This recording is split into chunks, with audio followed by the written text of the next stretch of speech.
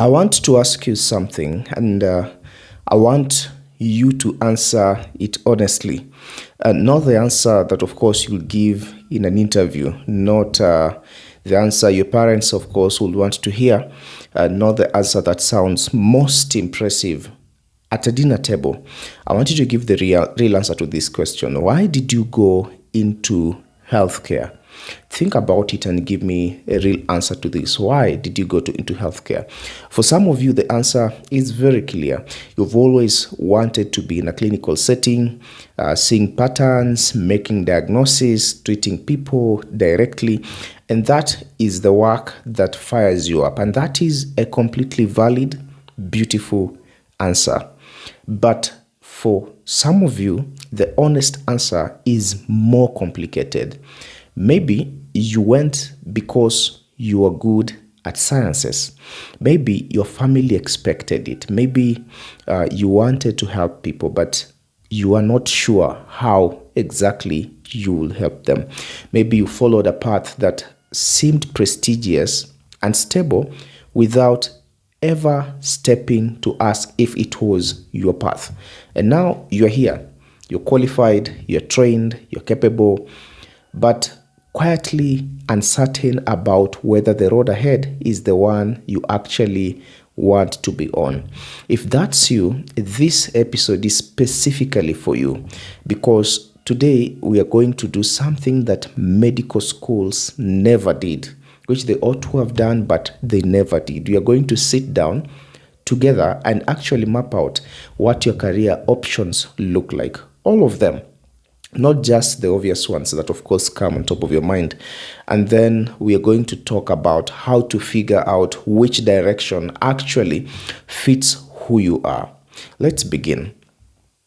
Now, welcome back to After the Campus series. This is After the Campus, and this is episode 3 of a 20-part episode series built for medical students, pre-interns, and early career health professionals. And in this particular series, we cover everything your training didn't. In episode 1, for example, we talked about the gap. That is the space between what medical school prepared you for and what the real world is asking of you.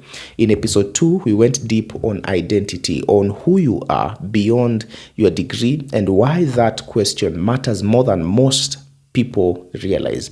And today we build on both of those, because once you know who you are, the next question is, what kind of career do you actually want? And to answer that well, you need to see the full picture first. So that's where we are starting, getting to understand the full picture. And I want to tell you about two pharmacists, to use them as examples.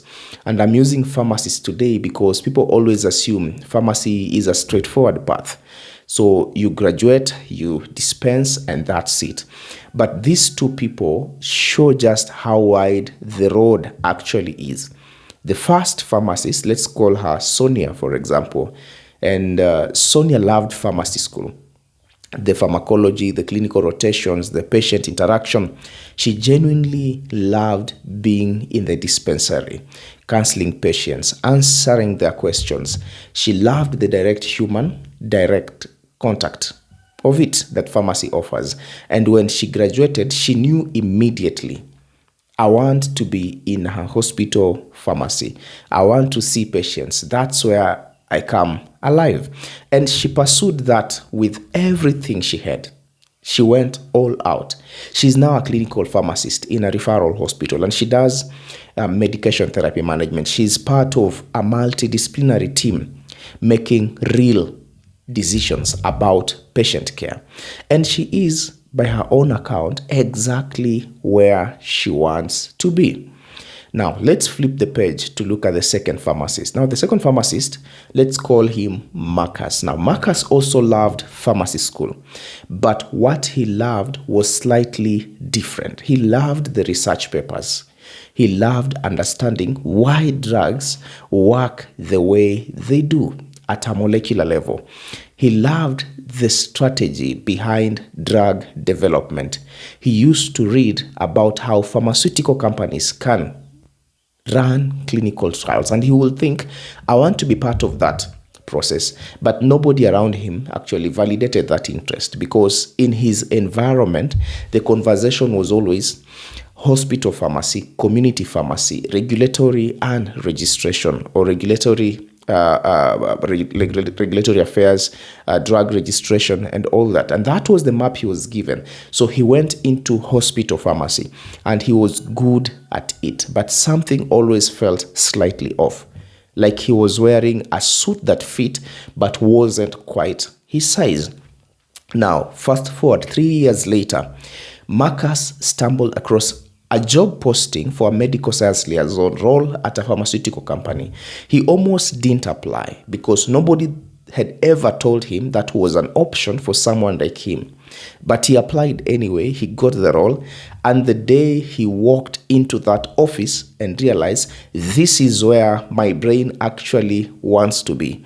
He said it felt like exhaling for the first time in years. Now, Sonia and Marcus are both pharmacists. They have the same qualification, same level of training, completely different careers. And both of them are thriving because they found the version of the profession that fit who they actually are. That is what today is all about.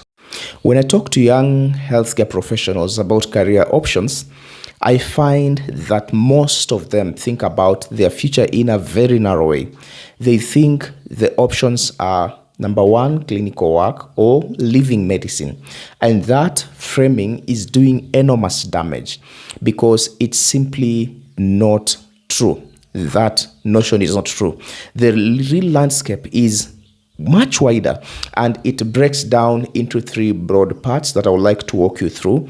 Path one is the clinical path, and this is the path most associated with healthcare.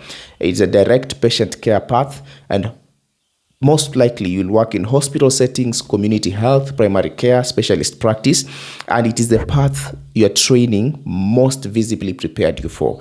And for many of you, it is genuinely the right one. If you come alive in a clinical setting, if a patient interaction is what gives your work meaning, if the direct impact of seeing someone get better because of your intervention is what drives you, clinical is not a default. For many people, it is a deliberate and deeply fulfilling choice. The problem only arises, and I want you to pay attention here, when people end up in clinical work, not because they chose it, but because they never knew they had the options. Path two is actually the non-clinical route. And now let me be very clear about what that non-clinical route actually means, because there is a misconception I want to address immediately. Non-clinical does not mean leaving medicine. It does not mean abandoning your training. It does not mean your years of study were wasted. Non-clinical means using your medical expertise in a context that is not direct patient care. That is what non-clinical actually means. And the range of what that looks like is extraordinary. We are talking about health policy, for example, where you're influencing the systems that determine how entire populations receive care. The other space is the pharmaceutical industry, where you're part of the teams that develop, test, and bring life-saving drugs to the market. Talk about global health, where you're working with organizations such as WHO, MSF, AMREF, or even the CDC to tackle health challenges at population level. The other space is medical writing and communications, where you're translating complex clinical science into content that educates, informs, and changes behavior. The other space is health technology, where you're working with companies building the digital tools that are transforming how healthcare is delivered across Africa and globally. Other spaces is research and academia, where you are generating the evidence that shapes clinical practice for the next generation. And the other space is medical education, where you are training the next cohort of health professionals. The other space is public health, where you're working upstream on prevention, communities, systems, etc. Also, health consulting is another space where you're helping organizations make better strategic decisions using your clinical expertise. And lastly, we have entrepreneurship, where you're building the solutions that the system hasn't built yet. And I want you to sit with that list for a moment, because that is not a list of escape routes from medicine. That is a map of the full impact your qualification can have. Now, part 3, we talk about the hybrid path, and this is the one most people don't even know is an option for them. And it is increasingly the path that the most interesting professionals in healthcare are walking. Hybrid means you hold both. You maintain some form of clinical practice while simultaneously building something beyond it. The clinician who also consults for a pharmaceutical company, or the doctor who sees patients 3 days a week and spends the other 2 in health policy work, or the pharmacist who practices clinically and runs a health education platform on the side, or the nurse who works in a hospital and is also completing a global health master's degree that will eventually take her to international work. These are not contradictions, but the examples of professionals who ventured out into unconventional paths, the expansions of their training. And in a continent where health care needs are enormous and the problems are complex, the hybrid professional is perhaps the most powerful thing you can become. So now that you can see the map, the question then becomes, where do you belong in this particular map? And I want to be honest, that question is harder to answer than it sounds, because for most of us, our career choices have been shaped less by self-knowledge and more by external pressure. That is what has shaped our career choices. What our parents actually wanted, not what we wanted. What our lecturers encouraged us to do, not actually what we wanted. What seemed most respectable has shaped our career choices. What our peers were doing has also impacted our choices. What felt safest has impacted our choices. And so many health professionals arrive at their late 20s or early 30s even, realizing they have built a career that was designed around other people's expectations. You could be at that particular junction rather than their own values and strengths. So I want to give you a framework that you can use, a set of 4 questions that you can follow through, that I want you to genuinely sit with. Not to answer them quickly, that is not the objective, not to answer the way you think you should answer them, but to answer them honestly. A set of 4 questions, because your honest answers to these 4 questions will tell you more about your career direction than any career aptitude test that you'll ever do or can ever will. Now, question 1. When do I feel most energized at work or in my training? When do I feel most energized at work or in my training?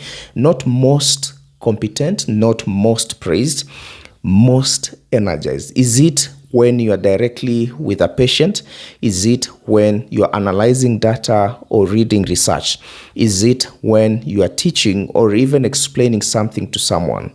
When are you most energized? Is it when you are in a meeting, strategizing, solving a systems level problem?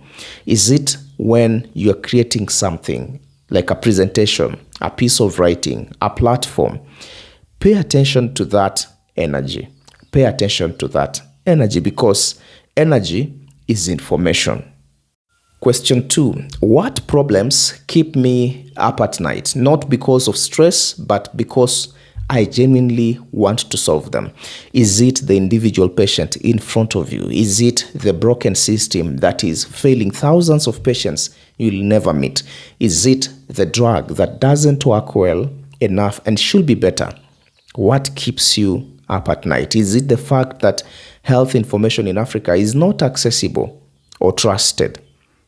Is it the gap between what research knows and what clinical practice actually does? The problem that haunts you in a good way, that particular problem, the one you keep coming back to, that is pointing you somewhere, and you need to pay attention. Question 3. What will I do with my medical knowledge if I couldn't see a single patient?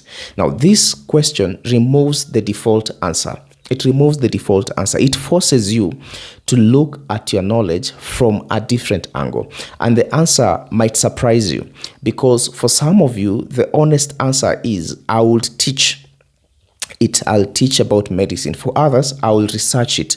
For others, I will use it to build something. For others, the answer might be, I will genuinely struggle to find another use for it. The patients are the point. And if that's your answer, if that is your answer, you arrive at a particular answer, that is important information as well. Question 4 is, what does my ideal Tuesday look like? Not Friday evening, not a holiday, just a regular Tuesday. How does it look like 10 years from now? Try to look ahead. 10 years from now, where are you? Who are you with 10 years from now? What are you doing between 9 a.m. and 5 p.m.? What does the work you do feel like 10 years from now? Because your answer to that question is a compass that will guide you properly.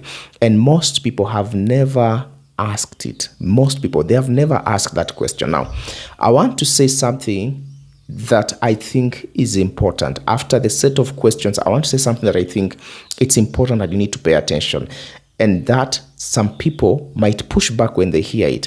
But I think it needs to be said in this particular space. Now, choosing a clinical or choosing an unclinical or a hybrid path is not a betrayal of your training. It is not. It is not a waste of your education. It is not something you should feel guilty about or even apologize for it or explain away or explain why you chose that path. You don't need to do that. I say this because I know the conversation that happens in a lot of African families. The one where your parents invested enormous resources, financially, emotionally, spiritually, into your medical training. And so there is a weight of expectation from them. You're a doctor, acts like it. You'll hear statements like that. We don't sacrifice all of that for you to sit in an office. We'll hear another statement like that. Patients need you. Some will tell you that. And I understand that weight. I carry a version of it myself. But here is what I want you to hold alongside that. A doctor who is in the wrong environment does not serve patients well. A pharmacist who is doing work that slowly drains her will not last 30 years in this profession. A nurse who is quietly miserable in a clinical setting is not more useful than a nurse who has found the work that sets him on fire, even if that work looks different from what anyone expected. Now, the healthcare system in Africa needs people who are on fire for their work, not people who are enduring it, as many of them are doing currently. And finding the path that actually fits you is not selfish. It is ultimately the most responsible thing you can ever do for your career, for yourself, for the profession, and for the people you will eventually serve in whatever form that service takes. Now, before episode 4, here is your homework. 3 things that I want you to do for me. First is to answer the 4 questions that I mentioned earlier on. Answer them in writing, not in your head, on paper, or in a notes app. Give yourself at least 20 minutes of real undistracted time to respond to those questions.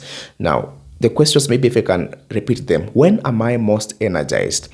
What problem haunts me in a good way? Second question. Third question, what would I do with my knowledge if I couldn't see patients? Number 4, what does my ideal Tuesday look like 10 years from now? Write without editing yourself. Just write the answers. Write what is actually true, not what sounds right. Avoid that trap, but just write what is actually true, not what is right. Secondly, have one conversation this week with someone in a career path that is different from the obvious one. Not to convince yourself to take that path. That is not the objective. Just to understand it better. Find someone in healthcare policy or in health policy or pharma or global health or research and ask them one question. What does your average day actually look like? What does your average day actually look like? That conversation will give you more clarity than an hour of Googling. Third, give yourself permission to not have the answer yet. I mean that sincerely. Give yourself that permission. You do not need to have your career direction locked in by the end of this episode. That is not the objective of this series. That is not the objective. What you need right now is simply to widen your vision, to see the full map of where you're heading to stop assuming that the path in front of you is the only one. Because once you can see more options, you can make a more honest choice for yourself. Once you're open to more options, you can make an honest choice for yourself. And an honest choice made with full information, that is the beginning of a career you will actually love. That is the beginning. I'll be honest with you. When I was in training, nobody sat me down and showed me this map. The conversation was always about clinical competence, about passing the next exam, about getting through the next rotation. Nobody sat me down and walked me through the conversation. The bigger picture, the question of what kind of professional I actually wanted to become, that was a conversation I had to initiate myself much later than I should have. Is when I initiated this conversation. And I spent some time doing work that didn't quite fit. Work that I was good at, but that didn't energize me the way I wanted. Work that ticked the right boxes on paper, but left me quietly unsatisfied. And the shift happened when I stopped asking, what am I supposed to do? And I started asking a better question. What do I actually want to build? That is a question I began asking. That question changed everything for me. And it is the question I want to leave you with today. Not as pressure, not as another thing to figure out, but as an invitation to you to take yourself seriously enough to ask it. I want you to take yourself seriously enough to ask it. That particular. Now, that is episode 3 of our After the Campus series. Now, before you go, 2 things that I want you to do. The first is to drop your comment in the comment section. I want you to drop your answer to this particular question. Clinical, non-clinical, or hybrid, where do you see yourself and why do you see yourself in that particular space? No judgment, no wrong answer to any of those questions. I want to see what this community is made up of. Secondly, is about our next episode now. Episode 4 is one that I think is going to genuinely surprise you. You're talking about the skills that your medical training gave you, that you are almost certainly undervaluing. Those set of skills that have real currency in the job market, clinical, non-clinical, skills that you walk around with every day without realizing how rare they actually are. And I'm going to show you exactly how to identify those particular skills and start putting them to work. You don't want to miss episode 4. It is one of the episodes that are quite transformational in this particular series. And I'll see you in the next episode.